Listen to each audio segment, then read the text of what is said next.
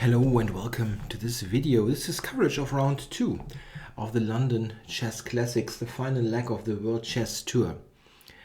Let's see what happened in round 2. I'm going to start with the, on paper, most interesting game of the round. Let's see. Come on. Okay. Now it is loaded. Carlsen with white, the world champion, playing Caruana with black. Yeah, if we look back like 1 year, it was clear that Caruana is the toughest challenger of the world champion by rating. He had an excellent couple of months at the end of 2014, Caruana did, but nowadays both players' ratings have dwindled a little bit. Yeah, Caruana lost like 50-60 points from his highest rating, and Carlsen also dropped a couple of points. But still, of course, Caruana is one of the most serious challengers to the world champion. So let's see what happened in this game. And unfortunately, we got the Berlin defense. Well, I understand why they do it. I still don't have to like it. It's very often not leading to the most exciting of games. And Carlsen most of the time plays d3. This kind of slowish setup. Nowadays, however, or no, not nowadays, in this game he went for castles and played rook e1. And this is in fact even less interesting than the endgame. Here, in many cases, we get to the structure examined in this game. Knight d6, knight takes e5. Okay, white is threatening some stuff on the e-file, so black blocks it. White goes back, that bishop is not doing much on b5, and it is hanging. And now we get this, and well, most of the time, black needs a little bit of regrouping, but he gets in d5. And then we get to this kind of structure. Sometimes we get it with the pawns being back on c2 and c7, which would be like 1-to-1, the French exchange structure. And here we have it with the c-pawns played. White doesn't really have any good alternative to taking. I mean, you don't quite know how to develop otherwise, as the knight on e3 is not exactly well posted. So we had the straights now, and this structure is very unexciting. White is a little bit ahead in development. He's got the rook on the e-file already and bishop f4 out, but it is not enough to claim anything. Yeah, this bishop f4, bishop e5, this is kind of logical, as black's bishop is always looking at this pawn, so trading this off makes sense. It's not like playing for a draw or anything by trading even more. It's just the logical move. It's just that this position doesn't really offer any hope for an advantage. This is the so-called Ram structure. The two d pawns, it's like a double isolated pawn structure where those two pawns are facing each other in the middle. But it doesn't have any characteristics of an isolated pawn because there is no half open d-file that would lead to some attack on this pawn. It just completes symmetry, and in many cases also a complete draw.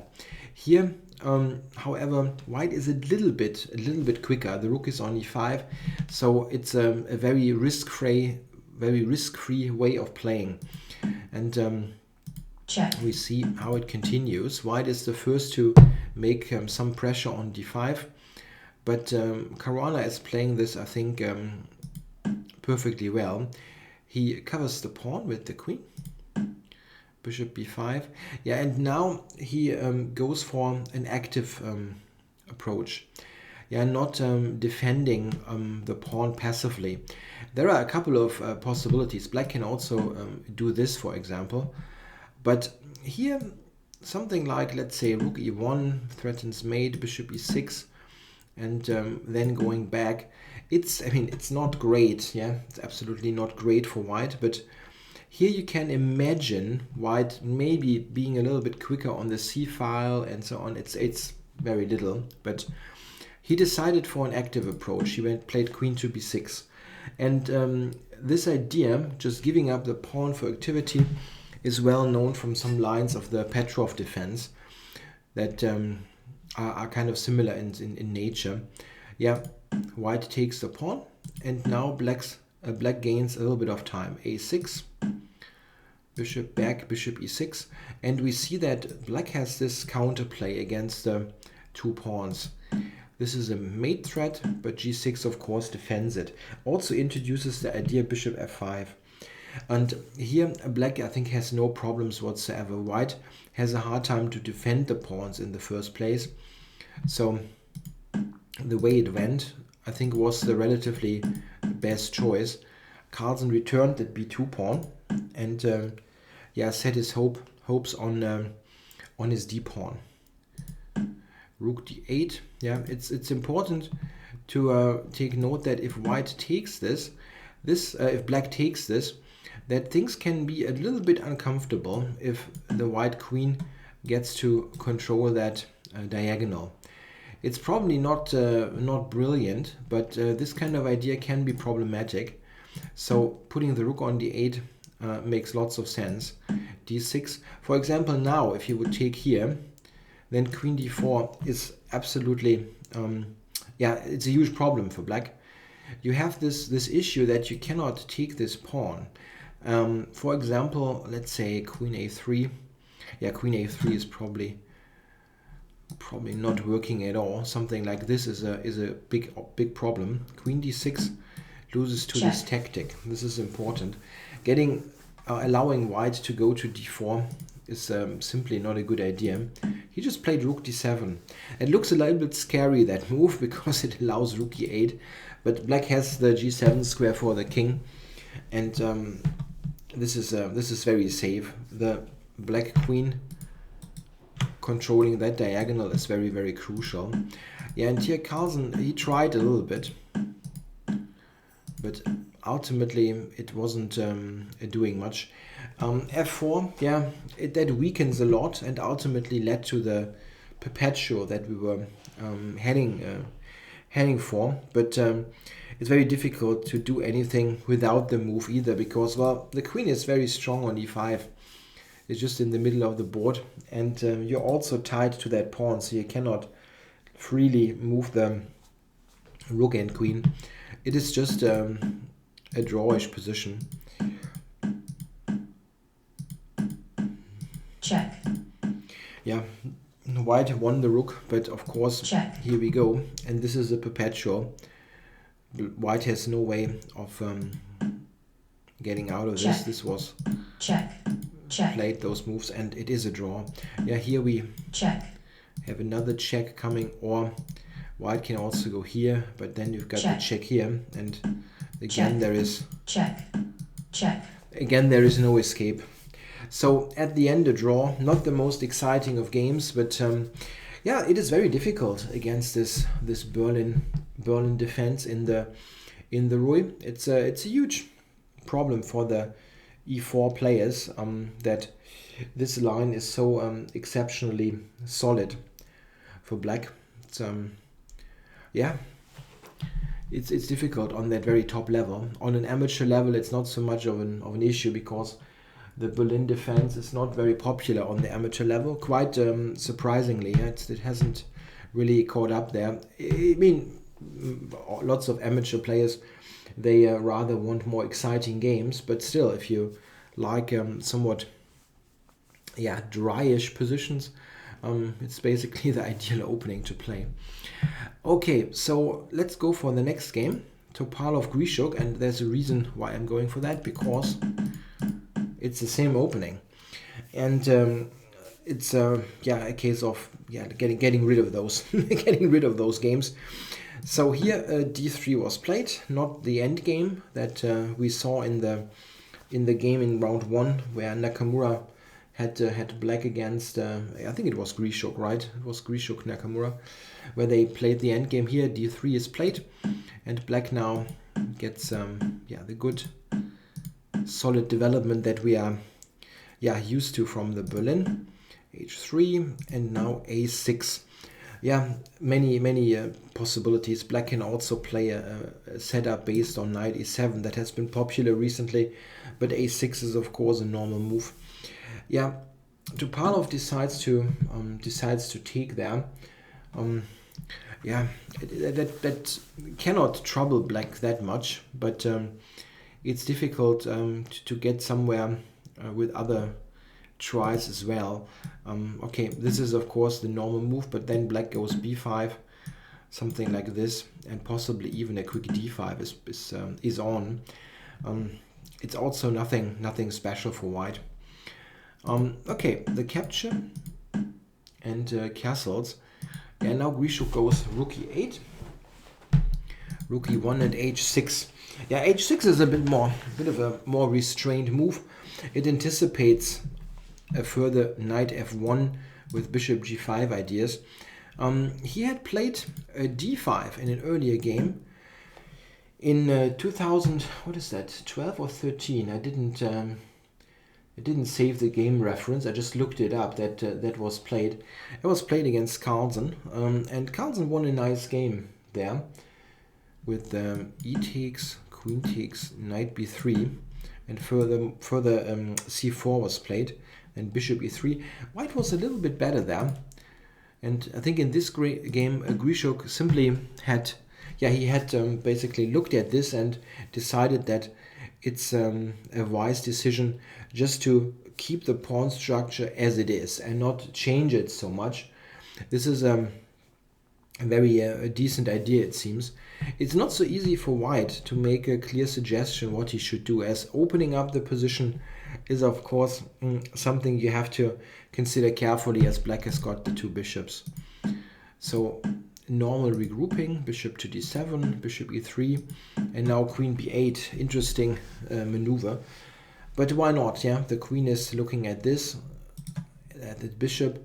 If white would take, you can very nicely take with the queen and use the b file a little bit. Yeah, something like c5 coming next, and black should be very okay. So queen d2. Yeah, black better takes it before white is thinking about sacrificing on h6. And now a5. Yeah, c5 was also possible. Yeah, we already see that this is a super solid kind of position. d4 takes, and now queen b4. That's an important resource, that black has this square on b4 for the queen, and still he's got the b file. That's rather important. If you look at the pawn structure in the center, one thing is important to understand is that this center looks nice, but it is difficult to advance it. Yeah, if white goes for some kind of e5, black is happy to take the d5 square with the knight, and playing d5, d4, d5 from white is almost never possible, as the square is covered. Even if it's possible from a tactical point of view, it doesn't really help much, as black has c5, for example. So the center is not really a big asset in this position, and black has that counterplay on the b file. b3 takes, and a4. Yeah, this is the counterplay that I was talking about, and white has to be a little bit cautious here already. Something like b4 is not a good idea, as a3 is isolating that pawn, and it can easily be attacked with the rooks. Here white is probably somewhat struggling already. Not a great idea. But a3 is very safe. Now white is threatening b4 with a sound structure. I mean, threatening in the sense of improving the position a little bit. It's not like black would be lost or so, but black rather wants to take and go here, getting this counterplay going. And it seems like something is going to fall. This hangs, and if the knight is coming to f3 to cover it, like here, then e4 is falling. But Topalov did a good calculation job here. He's counter-attacking on b7, and now after rook takes, knight f3, black rook has to move again, and now white takes c7. So we have a somewhat, a pretty substantial exchange operation going on. And rook c8 now is the best move, and e5 now trades down the rest of it. This is how it... Check. yeah, this is how it ended with a draw. Yeah, that opening is rarely leading to some excitement. And yeah, I'm always thinking about those people who claim, you have to play 1e4 for exciting chess. Well, here you get some exciting chess. Yeah, anyway, it's a bit of a shame is a strong word, but it's kind of unattractive sometimes to watch those games. But I totally understand why the professional players do that with black. I mean, what I don't understand is why the white players keep trying, to be honest. Yeah, time to learn something else, maybe.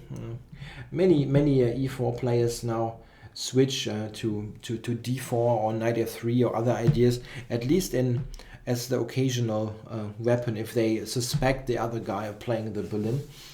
But yeah, here both Carlsen and Topalov tried. Okay, you never know if they go for the Berlin with black. I mean, it's not like Caruana and Grishuk do that all the time. But yeah, white players, it seems, don't have any idea against this opening. What to do in terms of putting some pressure.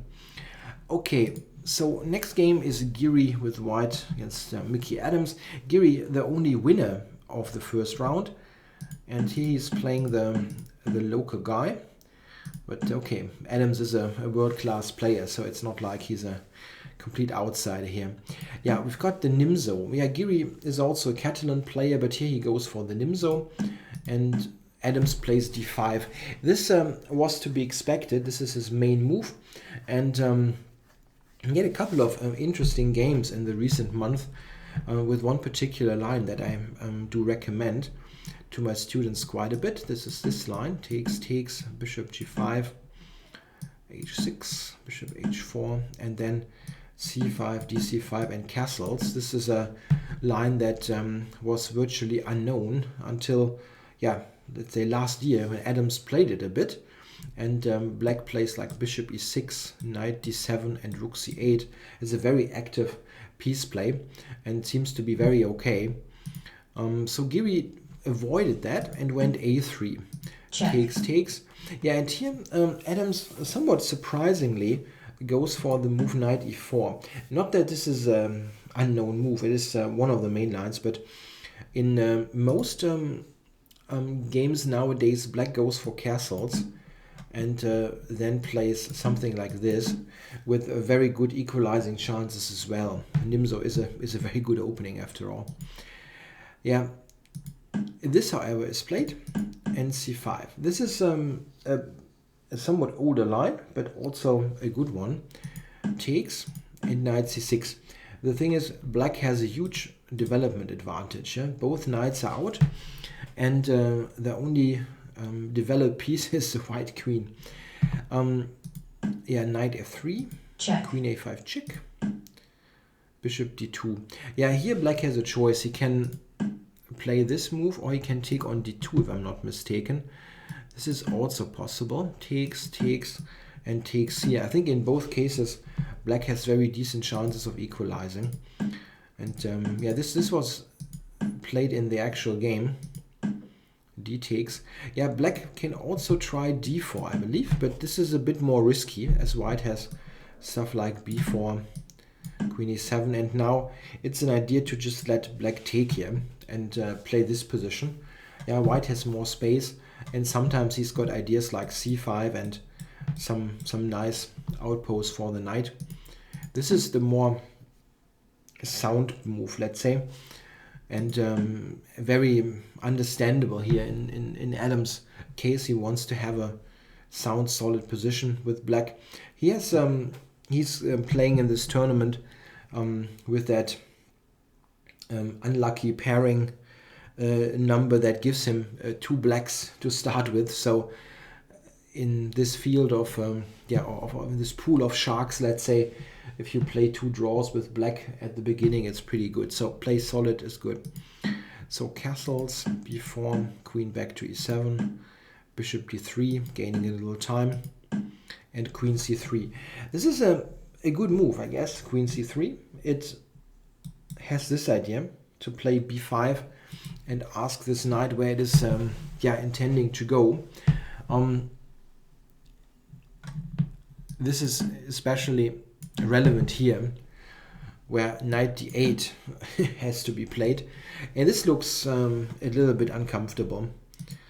So Adams played a6. This is not a decision to be taken lightly, because you weaken a lot this square. And Giri is very quick in occupying that. And well, first glance, white looks to be better here. Knight on b6 is very annoying. On the other hand, black got this regrouping in, and this is something that very often is somewhat underestimated. Let's say that bishop maneuver, bishop c8, d7, e8. It looks very passive, but what it does is it sort of coordinates black's position quite well. The bishop on e8 is not hindering any other piece. It's just sitting there, and the rooks can usually go to d8 and c8. This is not possible here, as the knight on b6 is so annoying. But at least the rooks are connected, and all the other pieces are decent. Quite often you can bring this bishop later to c6. As I said, it looks good for white, but if we see how the game continued, knight a7, we quite quickly see that black also has his ideas. Yeah? Bishop c6 is there, sometimes knight b5 or bishop b5. And it doesn't look like white has got anything much. Giri went a4, looking at this square so that nothing comes to b5. But now queen d6 was played. Now this is just occupying the d file and preventing anything like rook d1. Yeah, white can also not easily play this. What did he do actually? Knight c4, yes. White cannot play something like that easily. It doesn't lead to much. I mean, queen takes b4 is no good, because here black has a huge problem with his rooks. But black can return here and now attack this pawn. This is of course the drawback of that a4 move, that b4 is weakened. But okay, white wanted to make some kind of progress. Knight c4 was played, queen e7. Yeah, and here we have a situation where black is now ready to play a rook to the c file, or possibly knight c6 attacking this pawn. So Giri went here, and we had this repetition. So a very unexciting game, but I guess it sometimes just happens if a very solid opening is chosen, and black in this case is defending very, very precisely. I think a6 was a strong move actually. Yeah, it takes some class to decide, okay, I'm going to let you go to that b6 square, but it is not that terrible.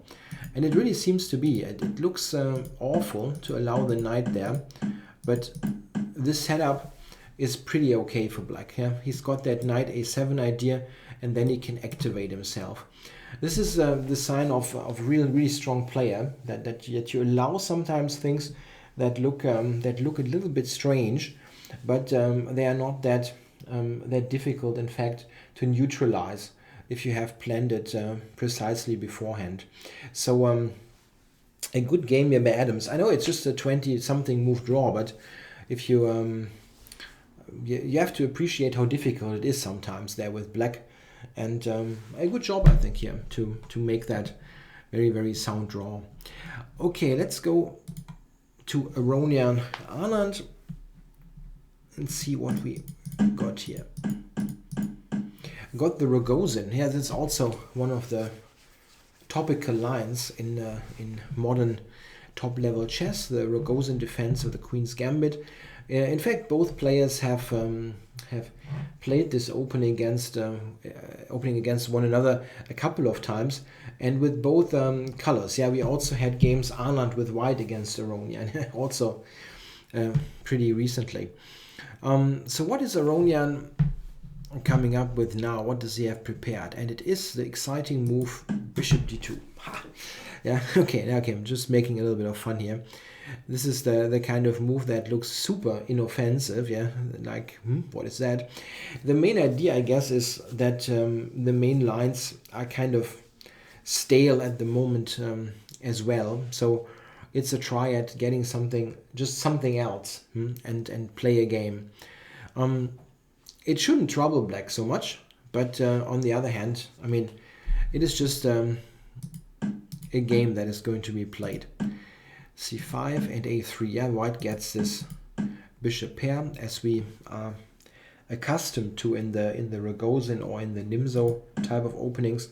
But with knight e4, black is quickly making sure that he gets the bishop back. He took here and pawn takes. Yeah, pawn takes is the far more interesting choice than queen takes. After queen takes, black will probably capture. And here we have a situation where if white takes with the e-pawn, the isolated queen pawn position here is probably rather comfortable for black, because we already have some pieces traded, and a setup like bishop here and maybe knight to f6 looks very, very okay for black. I mean, white can play that position. It's not like white is in bad shape, but it's very, yeah, it's not promising much. Taking with the pawn is more interesting, as the pawn structure is strengthened in the center. On the other hand, of course, there are some weaknesses now on the queen side. Knight d7 looks normal, bishop d3, and h6. h6 looks like a normal move, but it seems that Anand was a bit critical about that in the later analysis. And we see later why that is. It's an idea that is known from many Queen's Gambit positions, or a concept, let's say, why this move might have a drawback. He could have played g6 or maybe just knight to f6. It's the alternative that he had. We will see later why h6 might be an issue. I don't think it's something substantial, really, but it's an interesting concept to know. That was looking quite normal, I think. Knight to f6. So c4, black is gaining some space. And now put his knight on e4. a4. Gaining some space here on the queen side. Knight d6. And white went here. Around here I can maybe talk about why h6 can be an issue sometimes. The problem can be that, I can also do it here. Here this move was played. The knight e5 idea is the thing. If black has the pawn back on h7, just imagine the pawn being back on h7, then you can pretty easily play f6 and kick that knight out from e5.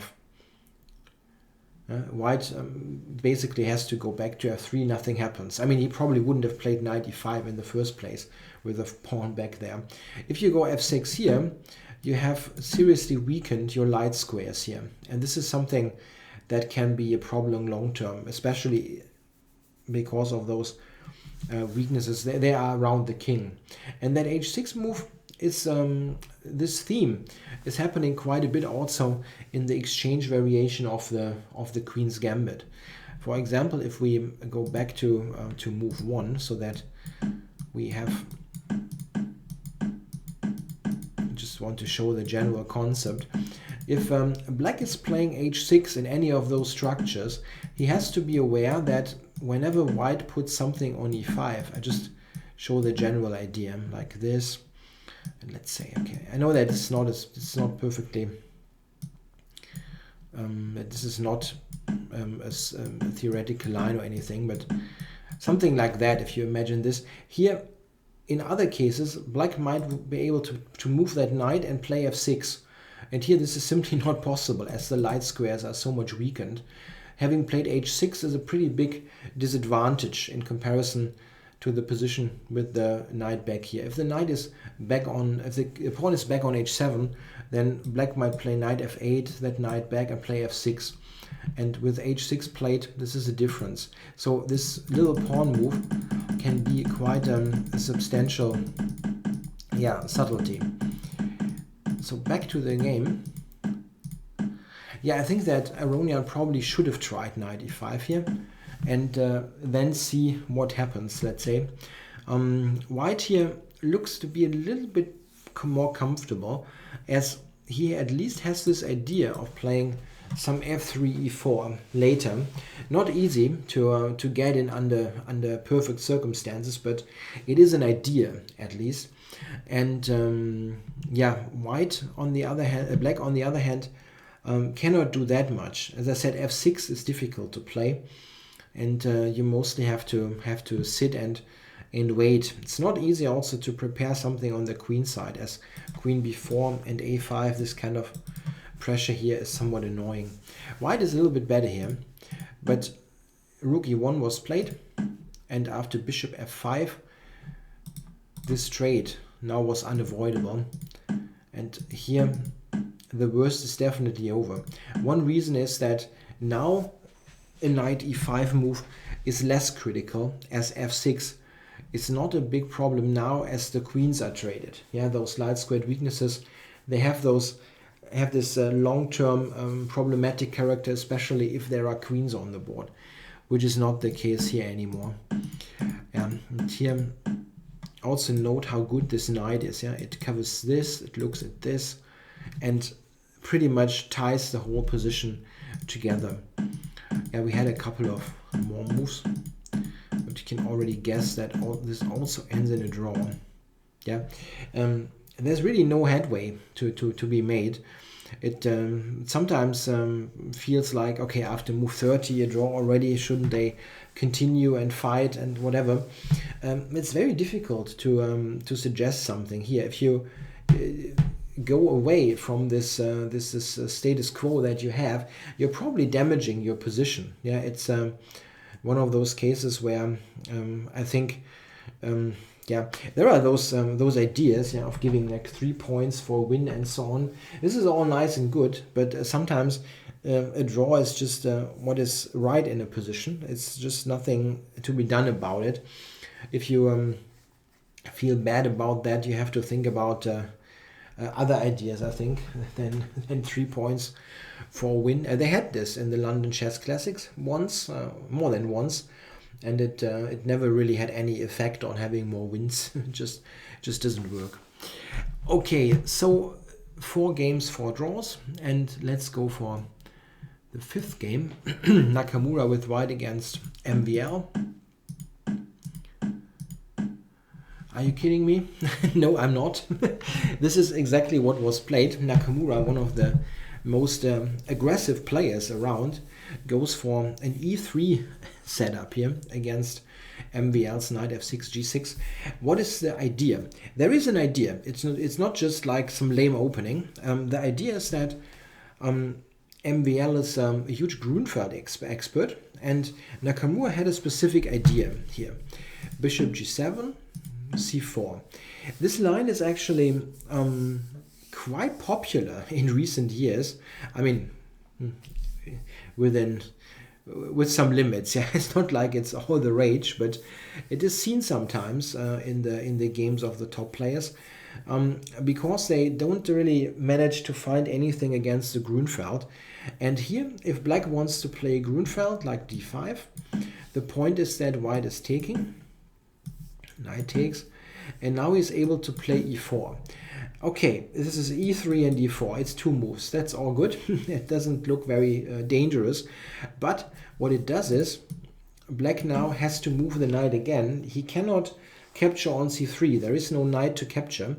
And this position seems to be a little bit more comfortable for white, because the c5 move is also somewhat difficult to accomplish. Quite often, white will get like a bishop here and one bishop here, and there is some control over c5. With the knights traded on c3, c5 is very easy to play, but this is not so easy here. So a typical Grunfeld approach is somewhat discouraged. Yeah, bishop e2. For the same reason, you don't go knight c3. If you play knight c3, black again can go d5, and now he has something to take. Yeah, now e4 is just a pretty ridiculous idea. It's a Grunfeld tempo down. So bishop e2 is the point. So now that after d5, cd5, knight d5, we get exactly the idea that I had shown before.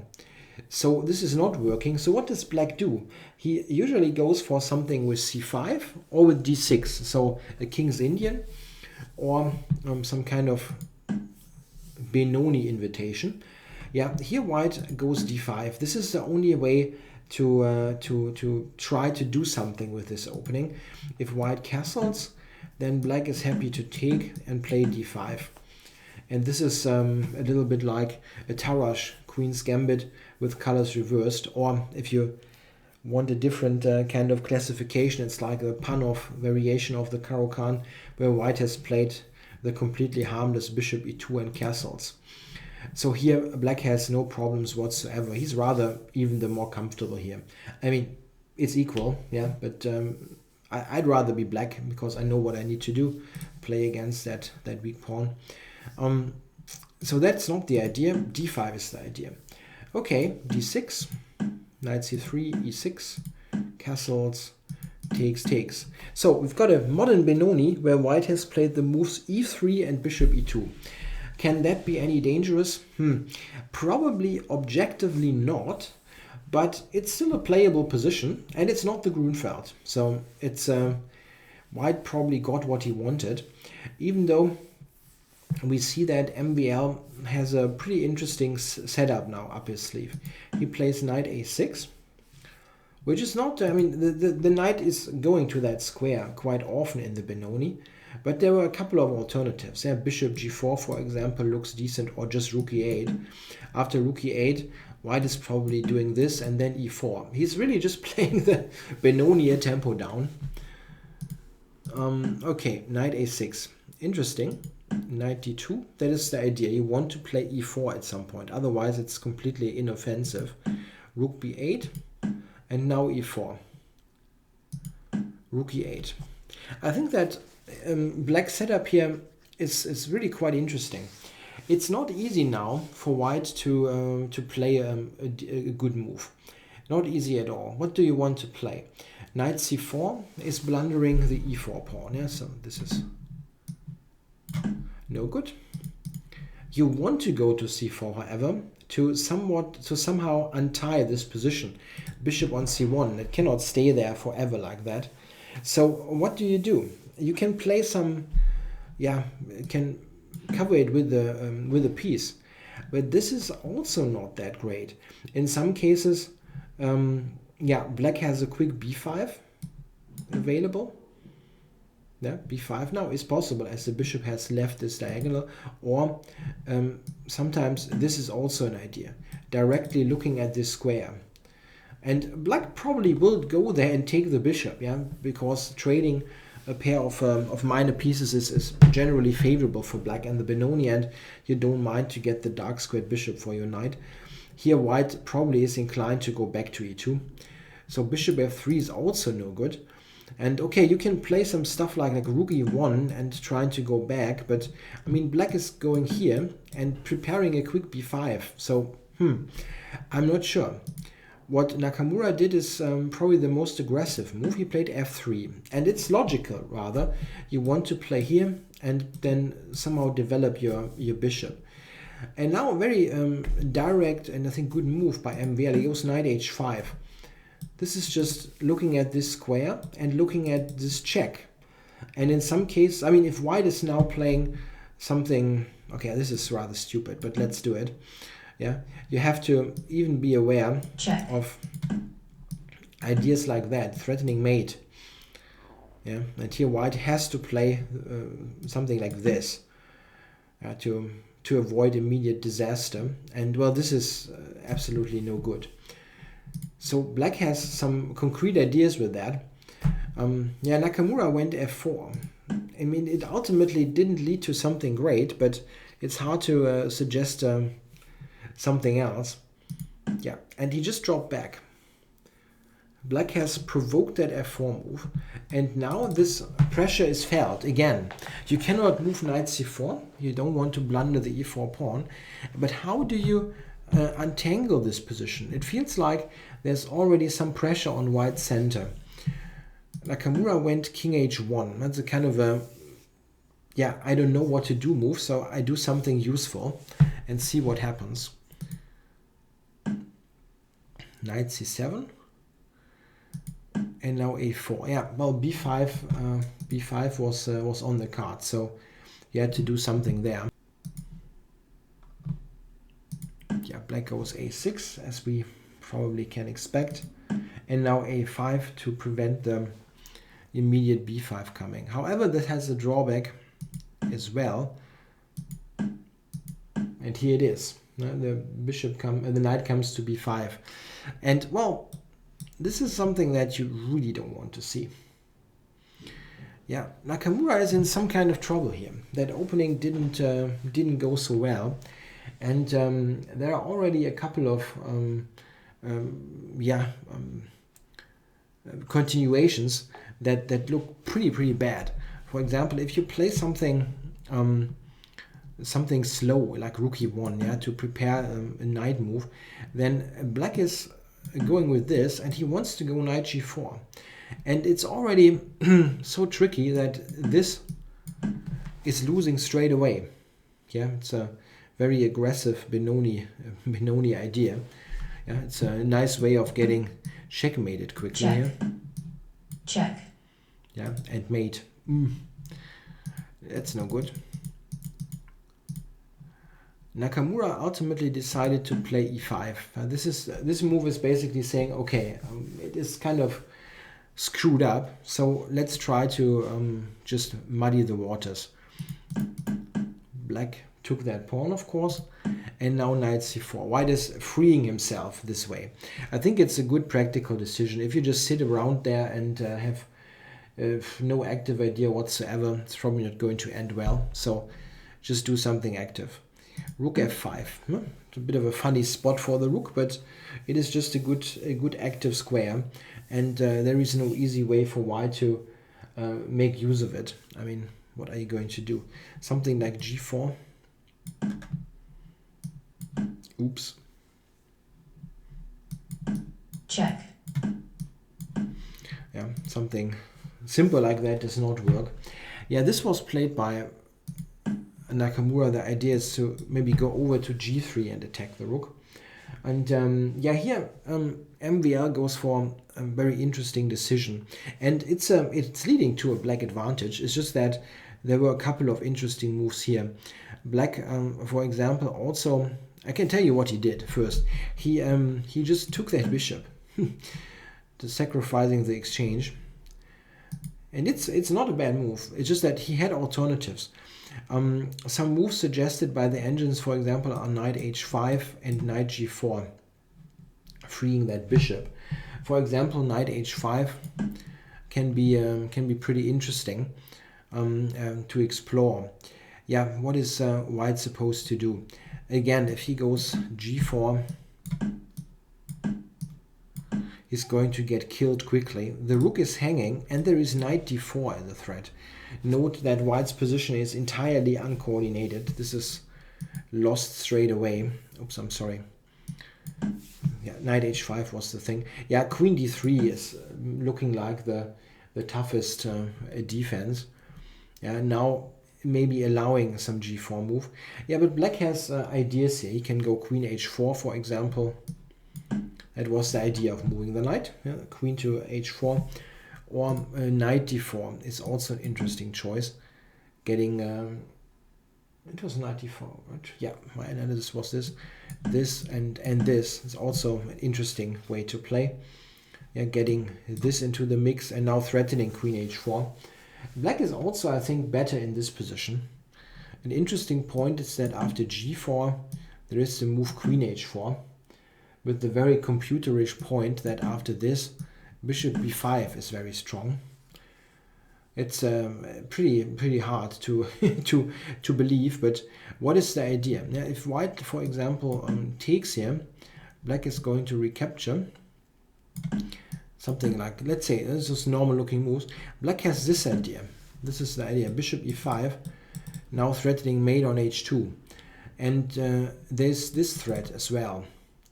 It's quite funny. White is just losing here. There are a couple of very interesting complications that were also possible with knight h5. Also knight g4. It was a very critical moment of this game. But what MVL did is also good for black. So it's not really criticism, just pointing out alternatives. Rook takes f3 here is not helping white because bishop g4 is strong. After a rook move now, something like this, there's knight d4 and black wins immediately. This is also why he took with the pawn. Rook f3 didn't help at all. So bishop here and rook e1 and queen d5. This was certainly the position that the black player had in mind when he gave away the exchange on f3. Black now has 2 pawns for the exchange. He's got very active pieces. White is still in some disarray. It's not coordinated. The rook is still on a1. And he's got 2 bishops. And he also has a very, very nice regrouping that we're going to see shortly. Knight f4, takes, and now bishop d7. I think he probably also anticipated this idea that he will get to the c6 square, where this bishop will be a fantastic piece. Yeah, black is still a lot better. Bishop e3, bishop c6.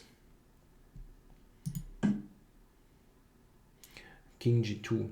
Yeah, interesting here. The engines here give knight d4 as a very good option, and I have to agree that seems to be very strong for black.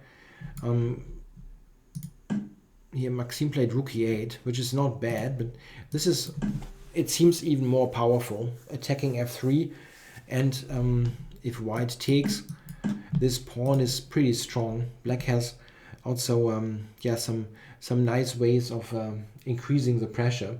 For example, if yeah, I mean, white cannot take. This is the first that we should mention. Knight h5 is very strong.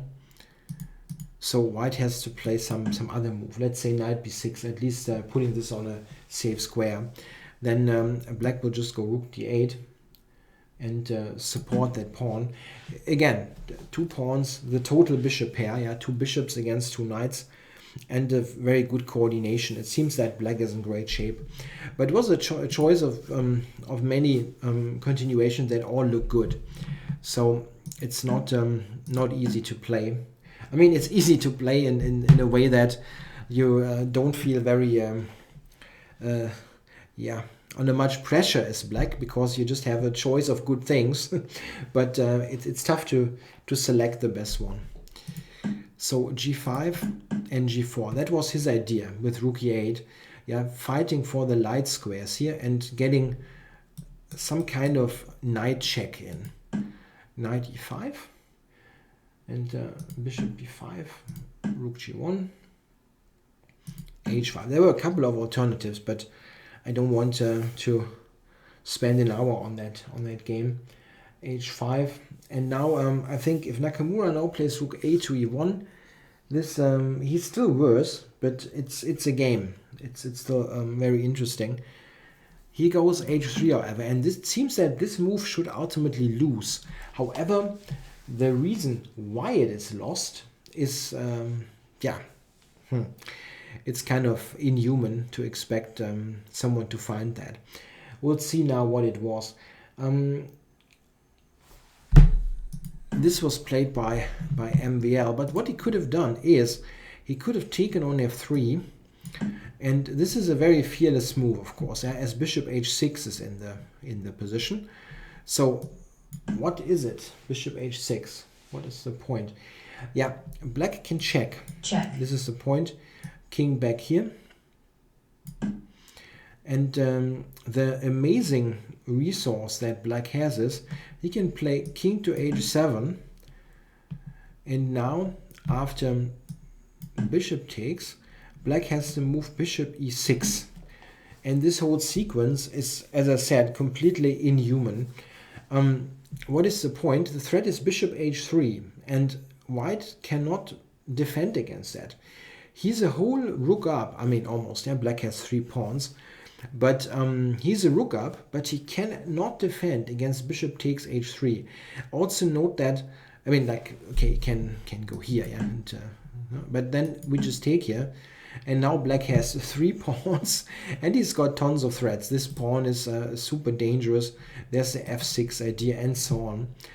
So here white is out of ideas. He has no moves. He cannot move this knight, for example, as c4 hangs, and yeah, that bishop h3 idea, that's lost. It's just lost. Yeah, so I mean, like here, check. This is happening. It is lost, but who's going to calculate that? Very difficult. Yeah, again, this whole sequence. Check. White can also go to e3, by the way, but this is also not helping. And f2. And again, it's a rook for the moment, but white is not going to survive this. Something like this, and now this.